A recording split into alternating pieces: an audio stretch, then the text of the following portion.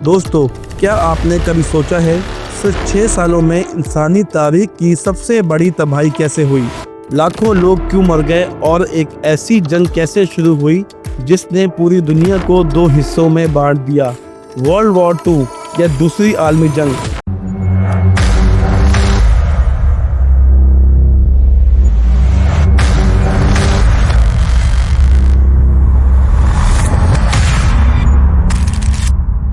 एक जंग जिसने हर शख्स की जिंदगी को नुकसान पहुंचाया और दुनिया को हमेशा के लिए बदल दिया। आज हम उन लम्हों, उन फैसलों और उन लोगों की कहानी सुनेंगे जिन्होंने इस जंग में हिस्सा लिया। वर्ल्ड वॉर 2 को समझने के लिए पहले वर्ल्ड वॉर 1 को समझना होगा, जिसका लिंक आपको डिस्क्रिप्शन में मिल जाएगा।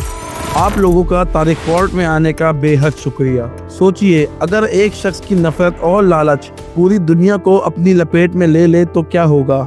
1930 की जर्मनी में कुछ ऐसा ही हो रहा था। हिटलर और उसकी नाजी पार्टी का उरूज, वर्साइल्स ट्रीटी की बेइज्जती और फिर शुरू हुई वो घिनौनी सोच जिसे लेबेनराउम कहते हैं, यानी जिंदगी जीने की जगह। ट्रीटी ऑफ वर्साइल्स एक मुआहदा था जिसमें जर्मनी को हार के बाद सख्त सजा दी गई थी। पैसा, जमीन और ताकत सब कुछ छीन लिया गया था। मगर असल चिंगारी कब लगी? जब 1 सितंबर 1939 को जर्मनी ने पोलैंड पर हमला किया। पोलैंड अकेला नहीं था, ब्रिटेन और फ्रांस ने उसकी हिफाजत का वादा किया था। और इस हमले के साथ ही यूरोप एक ऐसी आग में घुस गया जो जल्द ही पूरी दुनिया में फैलने वाली थी। लेकिन ये सिर्फ यूरोप की बात नहीं थी। एशिया में जापान भी अपनी ताकत को बढ़ा रहा था, जैसे मंचूरिया पर कब्जा, चाइना से जंग। ये सब उस बड़े मंजर का हिस्सा था जो वर्ल्ड वॉर 2 की बुनियाद रख रहा था। जर्मनी की फौज बहुत तेज थी। उन्होंने बिजली की रफ्तार से हमले किए। फ्रांस जैसे बड़े मुल्क चंद ही हफ्तों में हार गया। फिर हिटलर ने ब्रिटेन पर हमला करना चाहा, लेकिन ब्रिटिश हवाई फौज यानी रॉयल एयर फोर्स ने उसे हवा में ही रोक दिया और इसमें ब्रिटेन जीत गया। लेकिन हिटलर ने फिर एक बहुत बड़ी गलती की।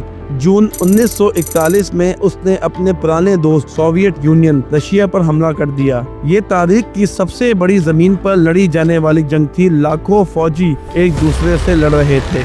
अमेरिका अभी तक इस जंग से दूर था, लेकिन 7 दिसंबर 1941 को जापान ने अमेरिका के एक नेवल बेस पर्ल हार्बर पर अचानक हमला कर दिया। इस हमले ने अमेरिका को जगा दिया और फिर वो भी जंग में शामिल हो गया।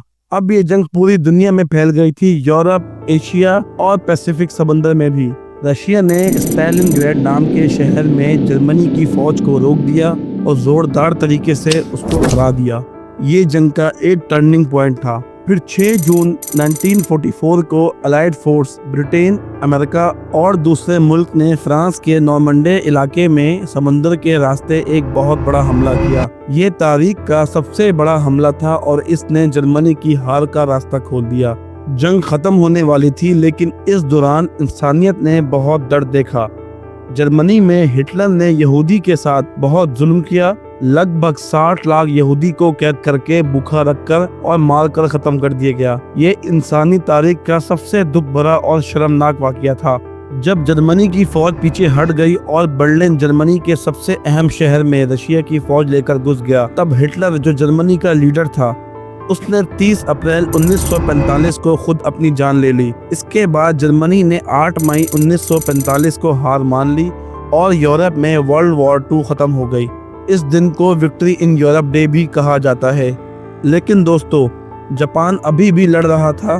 जापान ने अमेरिका और उसके साथियों के खिलाफ जंग जारी रखी हुई थी।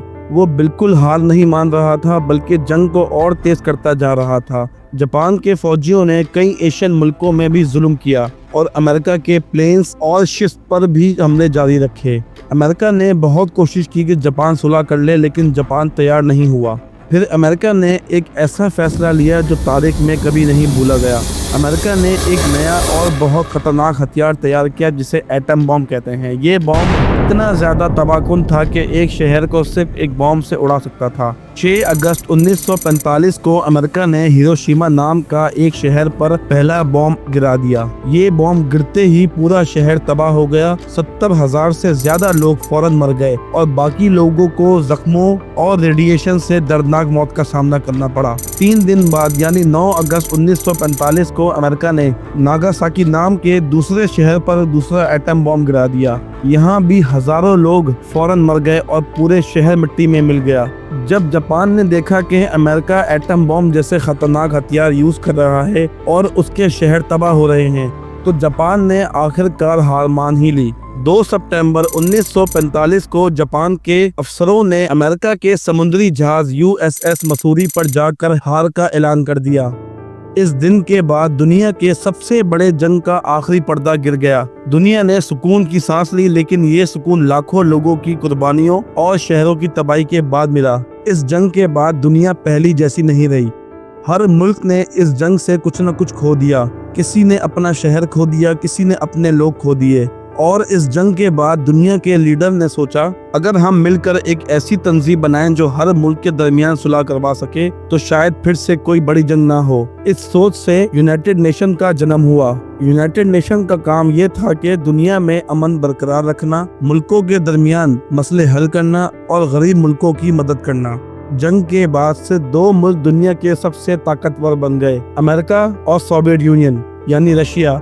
इन दोनों के पास ज्यादा फौज, ज्यादा हथियार और ज्यादा पैसा था, लेकिन इन दोनों के नजरियात बिल्कुल अलग थे।